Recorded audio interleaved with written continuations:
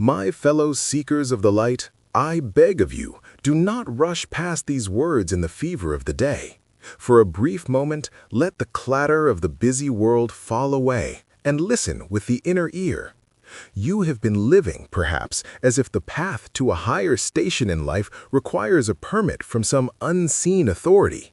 You have acted as if a gatekeeper stands at the threshold of success, deciding by caprice when you are allowed to rise from the subordinate positions of life. But hear me carefully. You are the one who decides.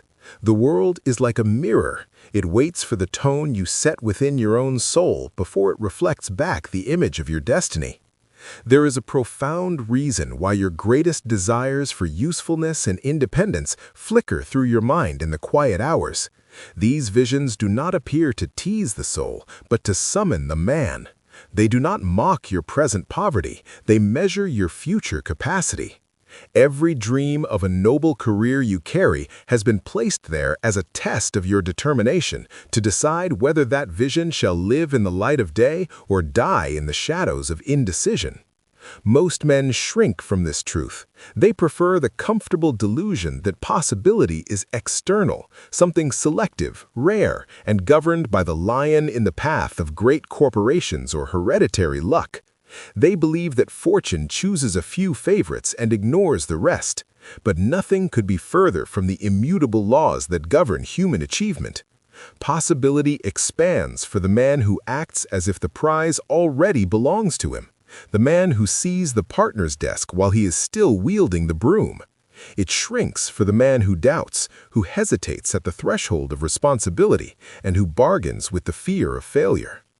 Think of the quiet moments in your own history, the mornings when you wished for a wider field of action, the days when you felt the weight of untapped potential pressing against your spirit like the steam in a boiler.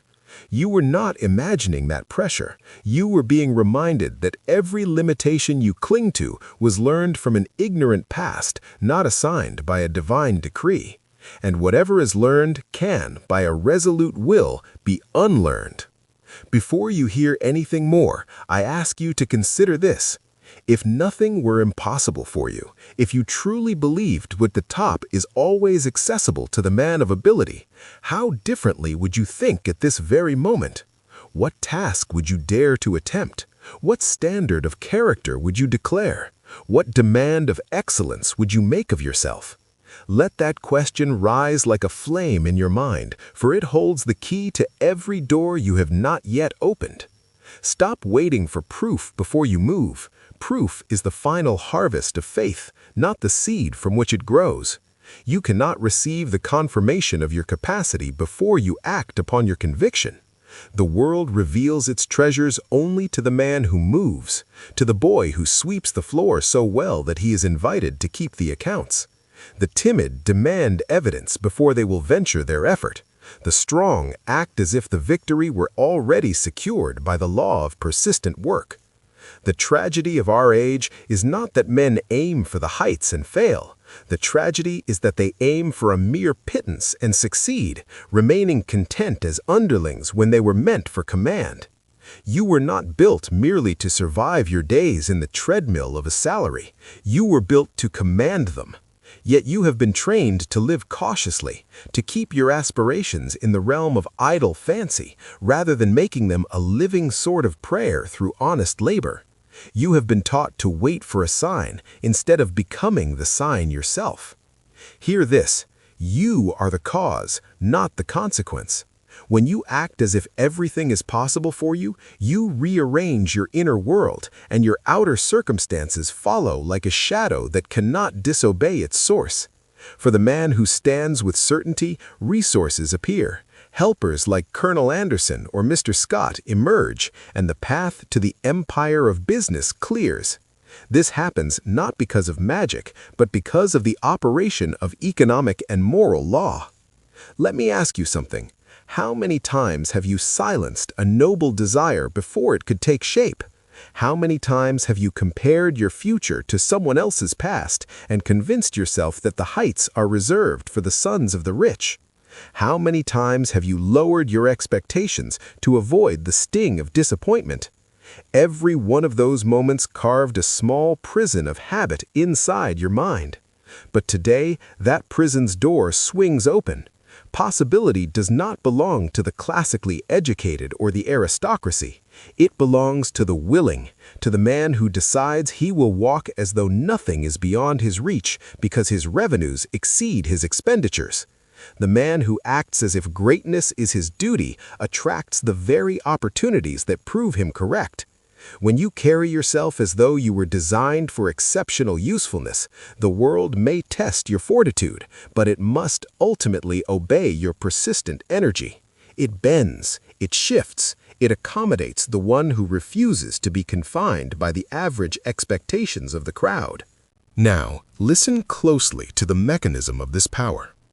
Every enduring creation in the history of our race, every bridge that spans a river, every mill that produces steel, every fortune that blesses a community, began as a silent architecture in thought before it took shape in stone or steel.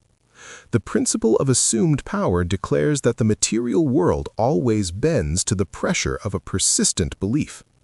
The man who waits for outward evidence before he will venture his effort delays his destiny, but the man who walks in the conviction of his own capacity commands it. The unseen forces of the market and the trade move only for those who move first within the chambers of their own minds. Possibility never appears to the uncertain mind.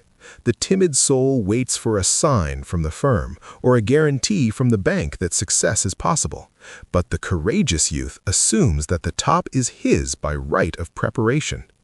When the mind accepts this posture, the mental energy no longer scatters into doubt, but gathers around a definite chief aim. Mountains of difficulty shift not because of a miracle, but because thought has taken root as a law of conduct. Faith is not a vaporous wish, it is the evidence unseen, the organizing pattern of all that is yet to be built. Before any enterprise stands as a monument to industry, it exists as a private vision. To act as if means to think as if first. A thought nursed with certainty becomes an order given to the subconscious, and the subconscious, that mysterious workshop, is bound by the law of habit to obey. There is no magic in achievement, there is only the operation of law. When belief hardens into a fact within the imagination, the outer world begins its slow but certain construction. The unseen serves the definite. The man who establishes his certainty builds a mold in the ether of his character, and events eventually pour themselves into that mold until the result appears. This is why faith is the seed of evidence, not its result. Consider a man who once stepped from a freight train with worn clothes and empty pockets, yet possessed an inner decree that he was to become the business associate of the greatest inventor of the age. Others saw a vagrant, he saw a partnership. That belief was his only capital, more valuable than a basket full of bonds. Within 5 years, he was indeed a partner, and his name was Edwin C. Barnes. Barnes possessed nothing but an idea of himself. He refused to think of a mere job or a salary. He envisioned an alliance. Each day he carried himself as one already trusted by the master of invention. Opportunity appeared as an answer to his self-concept. He demonstrated that position is not granted by chance, but assumed by conviction until it becomes visible to all. This law proves that your self-image governs the boundaries of your destiny. A man can rise no higher than the idea he holds of his own worth. Thought is the compass of circumstance. He who believes himself subordinate to fate will find himself ordered about by it. He who believes himself designed for power will soon bear the responsibilities of command. Those who speak of luck reveal only their ignorance of the law. Fortune is not random favor, it is the obedience of events to a definite purpose. There is no accident in the rise of strong men.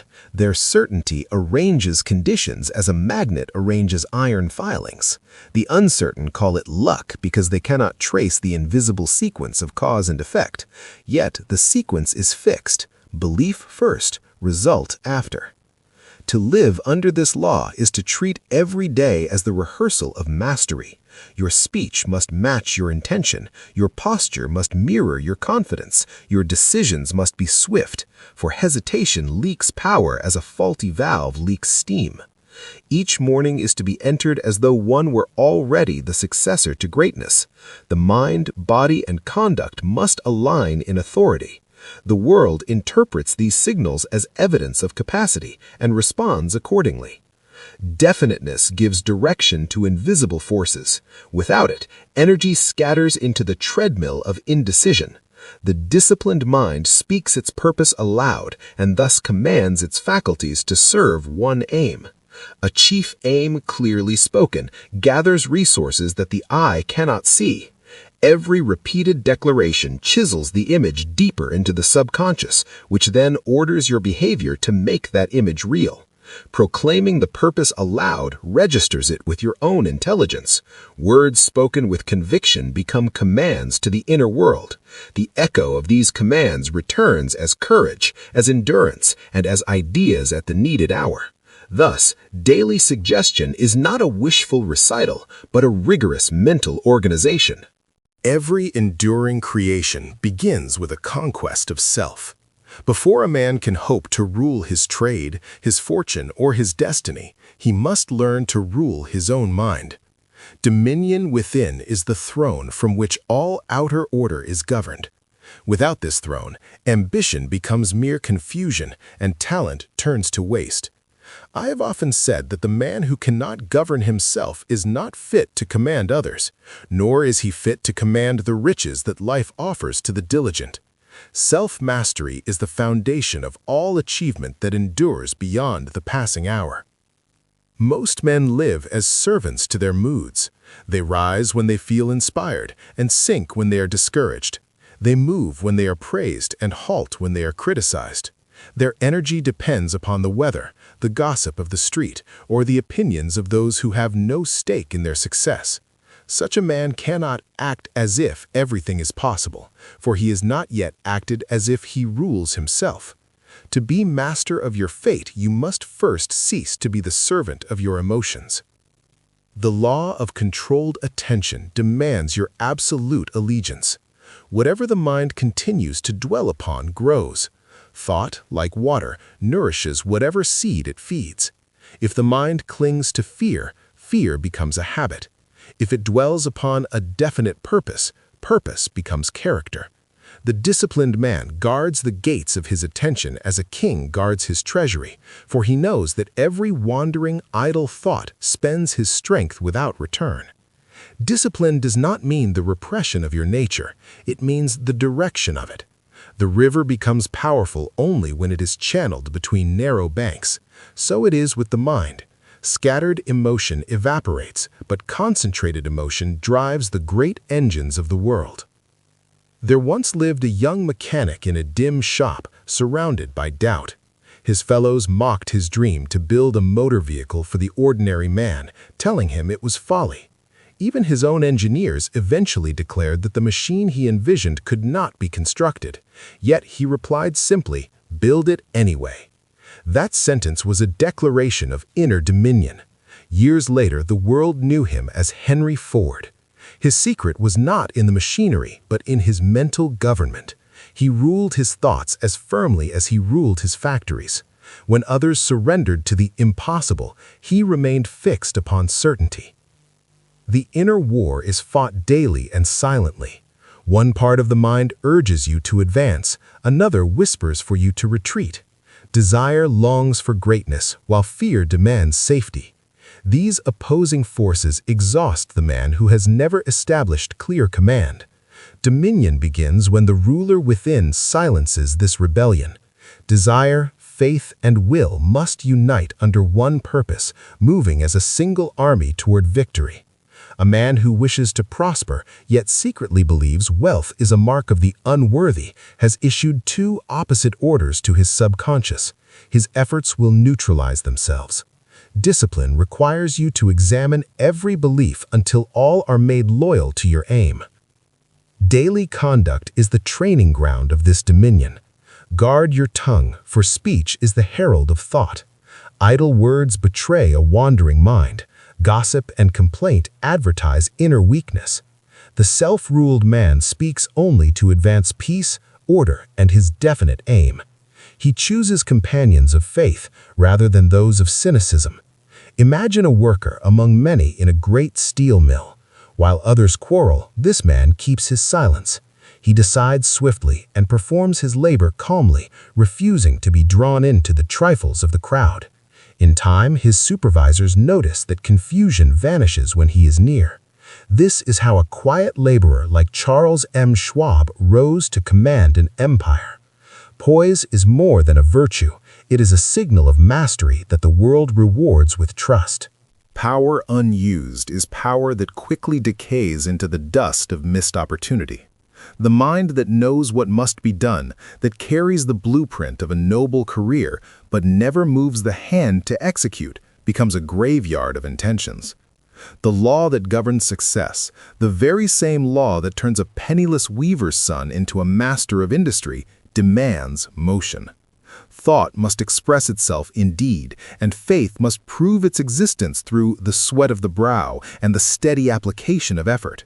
To act as if is not a mere mental exercise for the parlor. It is to set your physical being in harmony with your conviction, making your belief visible in your conduct long before the world offers a shred of proof. Possibility reveals itself only to the man in motion. Every great advance in our civilization, from the steam engine to the telegraph, was born because one man took a single step forward while the rest of the world stood waiting for a guarantee. The act of movement, no matter how humble its beginning, creates a current of energy that gathers strength as it flows. Once that current is in motion, unseen helpers appear. Coincidences align in your favor, and opportunity seems to meet the traveler halfway across the bridge of difficulty. Most men destroy their potential through the vice of hesitation. They wait for clearer signs, for perfect timing, or for the permission of those who are as stuck in the mud as themselves. But the man who would master his destiny moves before the conditions are favorable. He understands a truth that the idle never grasp. Favorable conditions are the result of movement, not its cause. The lion in the path is often a phantom that vanishes the moment you walk toward it with a firm step. This is the law of certain movement. Action is the only valid proof of faith. When thought and movement combine, the miracles of progress unfold as naturally as the seasons. Consider the story of a young preacher with a vision of building a great college where the poor youth of our nation could receive the light of knowledge. He had no funds in his vault, no wealthy backers at his side, not even a single acre of land upon which to lay a foundation. Yet he resolved to move as if the money were already his. He prepared a sermon declaring he would obtain $1 million for that institution. Within a week, a man of means stepped forward, moved by the preacher's absolute certainty, and said, "I believe in your purpose. Here is the million." This man, Dr. Frank W. Gunsalis, discovered that action makes faith tangible. His sermon did not create gold from the air. It created a movement in the minds of men.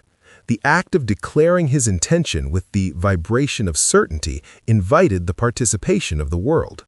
When a man moves with faith, he transmits that faith to every clerk, every laborer, and every partner who observes him. Life aids the one who dares to begin. In contrast stands the multitude of dreamers who delay. They plan, they discuss, and they perfect their schemes in the safety of their studies until the opportunity dies of pure neglect. They imagine success, yet never enter the field of battle where the stoker and the engineer of industry are made. The difference between the man who builds a bridge and the man who merely sighs at the river is not in intelligence, but in the habit of immediate, decisive action. To conquer the paralysis of analysis, you must form the habit of movement without endless debate.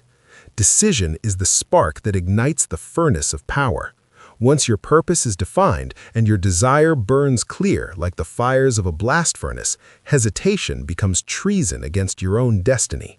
Certainty grows through use, just as the muscles of the blacksmith strengthen with every blow upon the anvil. Each day devoted to purposeful action ingrains the habit of progress into your very character. The law of habit then takes hold. Repeated acts form grooves in your consciousness through which energy flows without resistance. The man who moves daily towards his aim becomes an unstoppable force because habit now carries him forward even when the spirit is weary. Many complain that inspiration has deserted them. They wait for a feeling of warmth before they will start the work. But inspiration is not a gift, it is a wage earned through motion. The mind, like a heavy wheel, resists the first turn, but once momentum begins, it moves with ease. Start moving towards your goal even when your enthusiasm is low, and you will find that enthusiasm returns as your speed increases. Motion is the sovereign cure for inertia. Think of the young clerk in a small country store where business has stagnated. Each evening he remains after the lamps are dimmed, improving the displays, recording the wants of the customers, and devising better methods of service. He is not paid an extra penny for this labor, but he acts as if he owned the store. Within months, the community feels the vibration of his effort.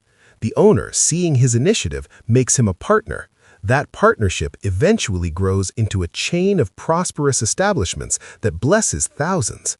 This is the reward of the man who acts beyond his duty. Rendering service without an immediate demand for reward is not a sacrifice, it is the highest form of foresight. When you work as though success were already your secure possession, the universe must eventually produce the result to justify your confidence. The world respects the one who begins. History remembers the initiators, the men who laid the first stone of the cathedral, not the imitators who came after the work was easy. To move with certainty requires a daily mental rehearsal. Each morning you must envision your tasks completed with excellence. Walk, speak, and labor as though the outcome were predetermined by a higher law. This posture strengthens your decision and starves your fear. Your very body becomes an instrument of faith, broadcasting your conviction to every person you meet. Every step forward shortens the road of uncertainty. Action clarifies what thought alone can never solve. The man who begins, even if his first steps are clumsy and imperfect, discovers through experience what improvement requires. Meanwhile, the philosopher who waits for perfect clarity learns nothing of the world's actual machinery. Knowledge grows through engagement, not speculation. There is a profound rhythm to persistence. The same act repeated with purpose does not dull the mind, but sharpens the ability to a razor's edge. Like the mason laying brick upon brick, your daily effort builds a structure that will eventually reach the sky. No man ever rises to the heights of the empire of business in complete isolation. The mind that assumes it can prosper alone, locked within the narrow vault of its own ego, denies the very law by which all creation operates. Nature itself is a grand symphony of cooperation, the root with the soil, the bee with the flower, the sun with the earth. The law that sustains a tiny seed through the winter seasons is the same law that sustains success through the union of harmonious minds. This is what I call the science of invisible alliance. It is the understanding that when two or more people unite in a spirit of perfect harmony for a definite purpose, they create a third power, a mastermind that is vastly greater than the sum of its parts.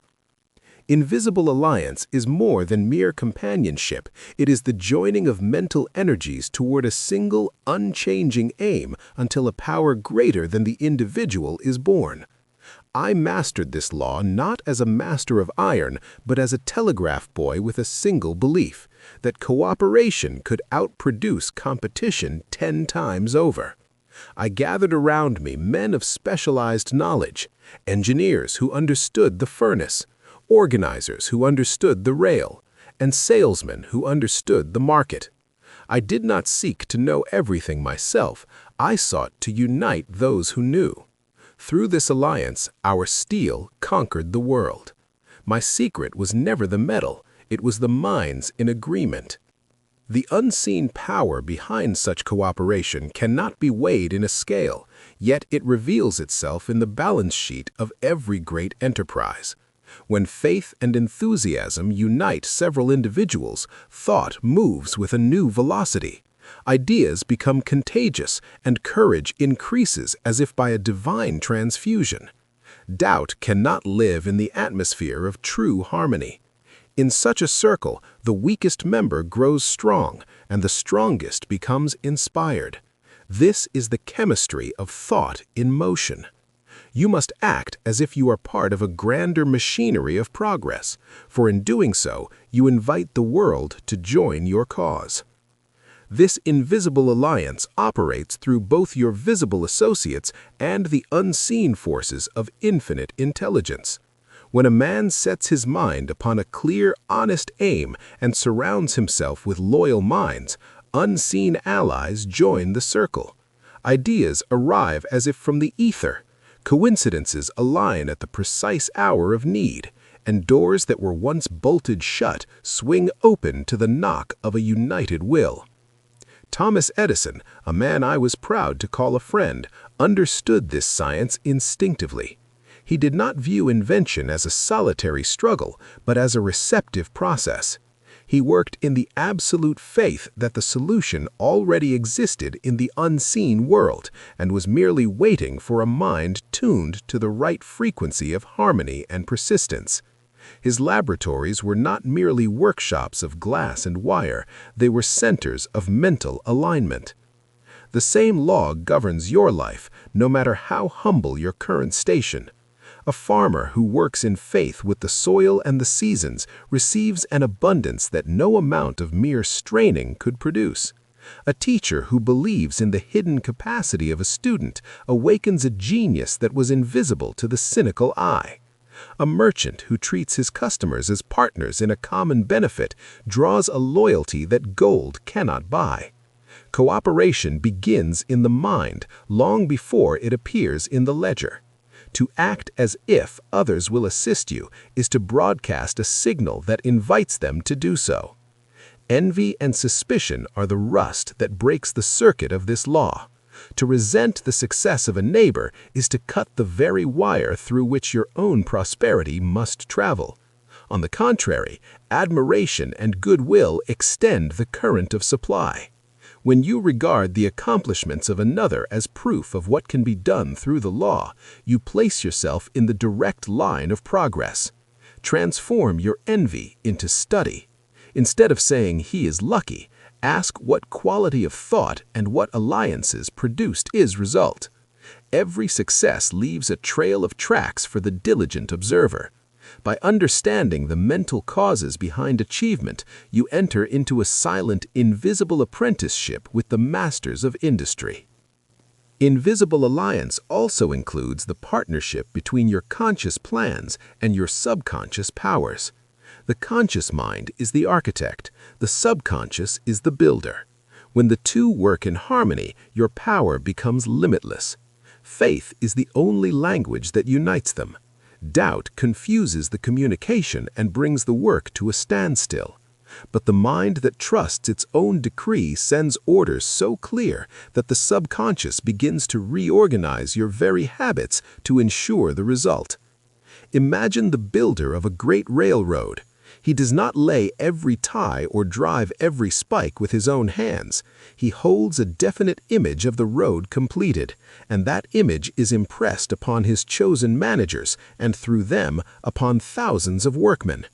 Each man, whether he knows it or not, labors under the influence of that central presiding purpose. In the same way, your definite chief aim acts as the general of your mental forces. When you are in harmony with yourself and your fellows, the invisible alliance multiplies your single vision into 1,000 acts of progress. Rise now from the stupor of indecision and take command. Do not wait for the tides of fortune to carry you, for the man who drifts with the tide is inevitably dashed against the rocks of mediocrity. I call upon you to perform one definite act this very hour that aligns with your highest ambition. Whether it be the saving of your first dollar, the drafting of a new plan, or the seeking of a mentor, move with the authority of a king. The world does not yield to the petitioner. It yields to the commander who backs his orders with the unstoppable power of habit. Every man walking the earth today is surrounded by a harvest that grew from the seeds of his own previous assumptions. If your environment is one of lack, it is because your inner decree has been one of limitation. To correct your circumstance, you must first correct your assumption.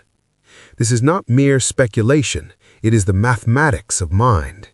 If poverty appears in your ledger, you must change your fundamental belief about the nature of wealth. If isolation persists, you must change your belief about your own worthiness of companionship. The external mirror of life will rearrange its reflection as surely as a physical mirror reflects a new gesture. This transformation requires a mental discipline that most men are too lazy to cultivate. They want the golden prize without the iron effort. But you must be different. You must assume the posture of the man who can achieve his goal long before the world confirms it. You must think, speak, walk, and work as though the outcome were a fixed law of the universe. Only then does the world begin to reorganize itself in your favor. Understand this clearly. Acting as if everything is possible is not a game of pretending. It is a solemn deciding. It is the refusal to negotiate with fear or to accept temporary conditions as permanent destiny. There is a dignity in certainty that the world recognizes and rewards. The man who knows his direction does not compete with others in the frantic, wasteful scramble of the masses. He simply proceeds. The man who doubts wastes years searching for the approval of his inferiors. One is propelled by an inner command, the other restrained by outer influence. History's great achievements testify to this law. Before I ever controlled a single ton of steel, I had to see the entire industry organized in my mind. I had to act as though the capital were already secured by the strength of my character and the clarity of my plan. Life bows to the confident assumption of authority because it recognizes its master. The law of persistence is the hammer that breaks the shell of impossibility. Every disappointment asks you the same question: do you still believe? Those who answer yes with continued action pass the test that precedes enlargement. The world will always challenge your assumption, not to destroy you, but to refine the purity of your intent. Persistence in your assumption converts temporary defeat into the raw material for triumph. Think of the bridge builder whose first structure is swept away by a flood. Does he weep at the bank? No. He studies the force of the water and builds the next one stronger. He acts as if the crossing is inevitable, and therefore it becomes so. Let the thought be repeated until it becomes an unshakable conviction. Power precedes evidence. Success is not something you achieve and then finally believe in. It is something you believe in so fervently that you are compelled to achieve it. The order of nature cannot be reversed. Every morning offers you the opportunity to renew this posture. Stand tall, breathe with the assurance of a man whose credit is good at any bank in the world, and let your mind rehearse its certainty. Speak your chief aim aloud until it vibrates with the emotion of reality. Ask yourself now, what would change in your conduct if, for the next year, you acted as though every goal you carry were already a matter of historical record? What work would you do today? What habits of thrift would you build? What conversations would you initiate with the masters of industry? What excuses would evaporate the moment you believed failure was an impossibility? Most men drift for decades because they cannot imagine themselves as the source of their own possibility. They bow to limitations handed to them by smaller minds. But you are no longer that man. Act as if the outcome is certain and the clouds of uncertainty will collapse. Act as if you have been chosen for greatness, and greatness will search for you through the crowded streets of the world.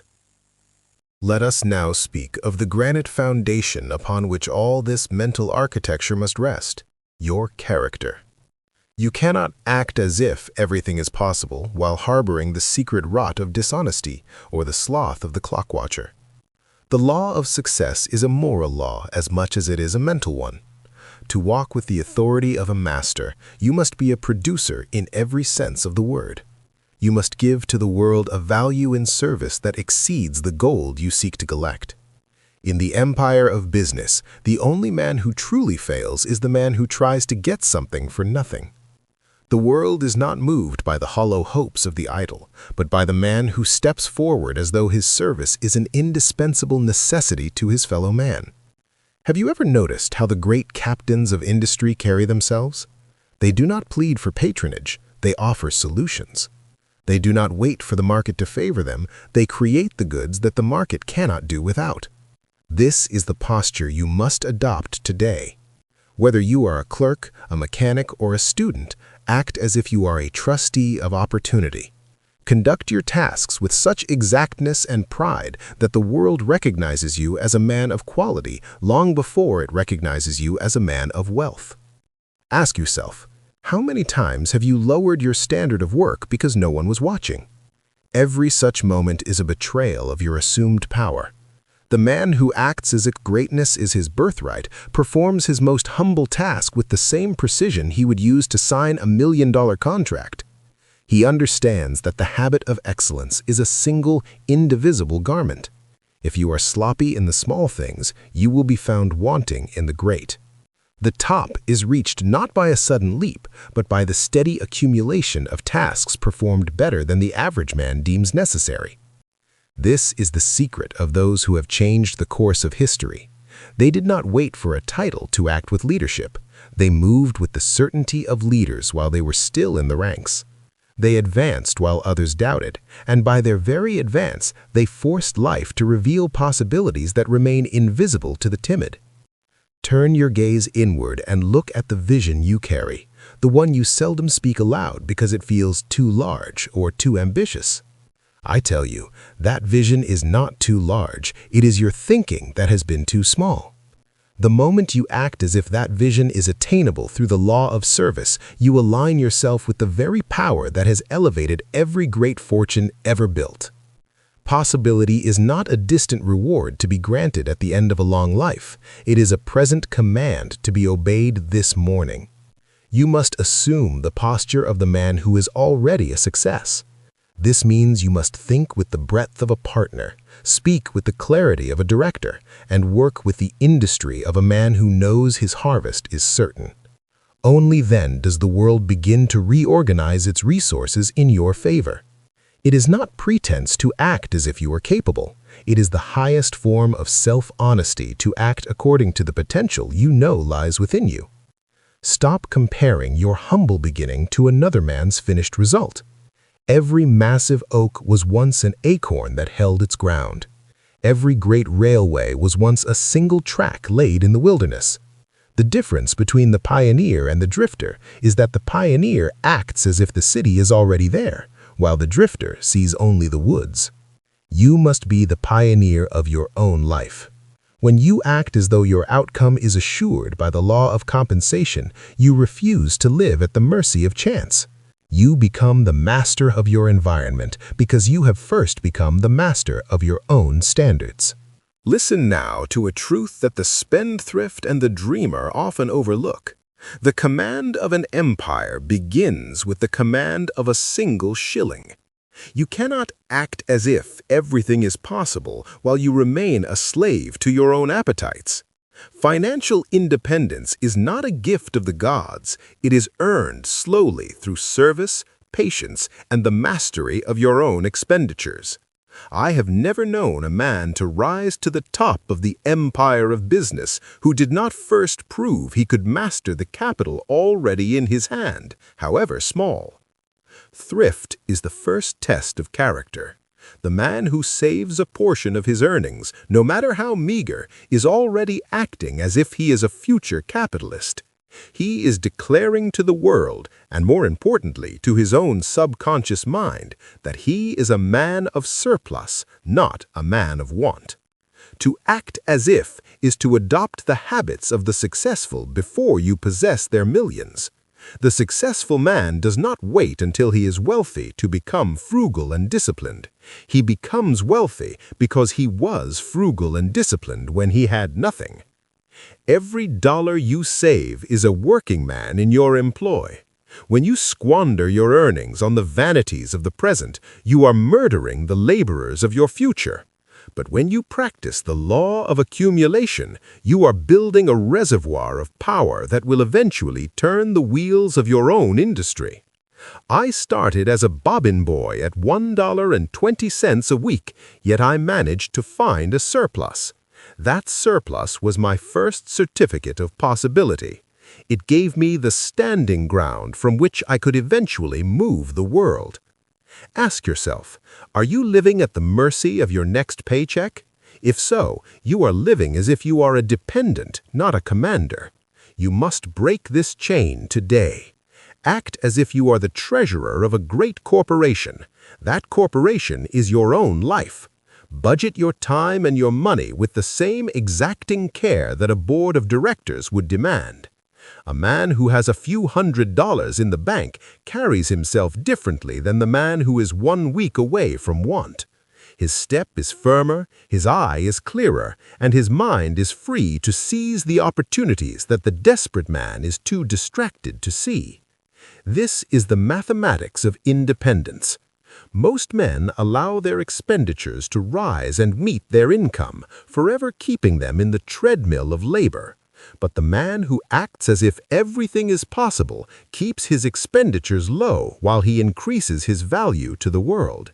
He understands that capital is simply saved labor. By accumulating capital, he is accumulating the power to command larger enterprises. Do not be deceived by the outward show of those who spend what they have not yet earned. They are acting as if they are rich, which is a lie. You must act as if you are a builder of wealth, which is a discipline. When you manage your small affairs with the precision of a master, the world will eventually entrust you with great affairs. This is the law of the market. Opportunity seeks the man who has demonstrated that he can preserve and multiply what he touches. If you are a clerk, treat the firm's money as if it were your own, and treat your own money as if it were the seed corn of a future harvest. Never eat your seed corn. Plant it through thrift and wait for the natural law of growth to do its work. The man who acts as if success is certain does not gamble with his future, he invests in it. He avoids the get-rich-quick schemes that are the snares of the weak-minded. He knows that enduring wealth is built upon the solid rock of usefulness and the steady accumulation of capital. By living below your means today, you are purchasing the freedom to live beyond the dreams of average men tomorrow. This is the hallmark of the true aristocrat of industry, the man who can defer the small pleasures of the moment for the grand triumphs of the future. I must now speak to you of the most precious capital a man possesses, capital that cannot be borrowed from a bank nor inherited from a father. I speak of your time. To act as if everything is possible for you requires that you guard your hours with a jealousy that would shame a miser guarding his gold. The man who drifts through his day without a definite plan, allowing the trifles of the hour to steal his attention, is acting as if he is a man of no importance. But the man who organizes his day with precision is declaring to the universe that he is a commander of his own destiny. In the empire of business, an hour lost is a portion of your life that can never be recovered.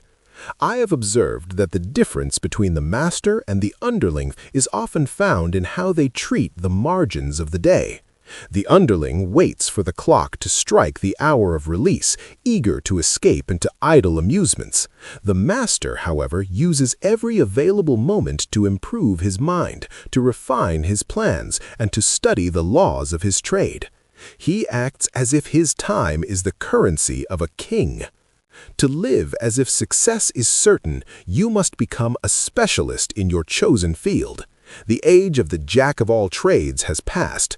Today belongs to the man who knows more about his particular cog in the machinery than any other man alive.